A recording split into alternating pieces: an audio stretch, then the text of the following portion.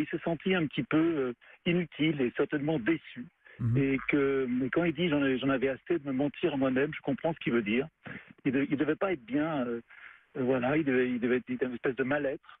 Et je le comprends très bien. Et je pense qu'il avait choisi un poste difficile, pratiquement impossible, un boulot impossible, et qu'il a essayé de le faire avec courage, avec voilà. Mais vous savez, on a un peu les hommes politiques qu'on mérite, et tous ces hommes politiques, tous ces lobbies avec qui il a dû se battre en permanence. Hein, je peux vous faire la liste, tout ce qu'il a essayé de faire sur le nucléaire. Hein, cette folie, comme il disait lui-même, cette folie inutile dans laquelle on s'endette. Hein, le glyphosate. Hein, le glyphosate, il espérait au bout de 3 ans pouvoir l'interdire et en fin de compte, il a simplement obtenu qu'il y ait 3 ans pour convaincre la filière d'abandonner des pesticides. Et pourtant, 30% des oiseaux ont disparu en France, 80% des insectes volants ont disparu.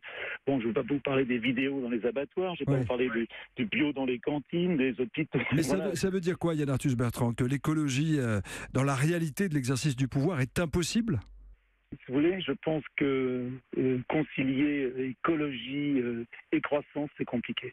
Voilà, et compliquer écologie et économie, c'est compliqué. On a besoin de ce point de croissance. On vit dans un pays incroyable où c'est la croissance qui paye voilà, nos études, les hôpitaux, énormément de choses. Et de toucher à cette croissance, eh bien, c'est quelque chose. On est dans l'espèce de religion de la croissance.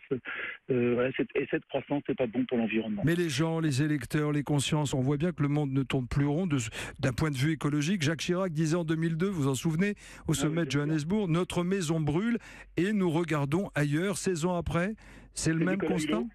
C'est Nicolas Hulot qui avait inventé cette phrase dans l'avion en allant à Johannesburg avec Chirac, et il avait raison. Mais 16 ans après, c'est le même constat? C'est triste. Je pense que Nicolas Hulot a peut-être sous-estimé la puissance de l'opinion publique qu'il avait derrière lui et qu'il s'en est pas assez servi. Je pense que c'était le ministre le plus populaire. Il savait de quoi il parlait, et c'est vrai que ce matin que je suis triste, que je vois pas très bien qui va remplacer Nicolas. Qu'est-ce qu'on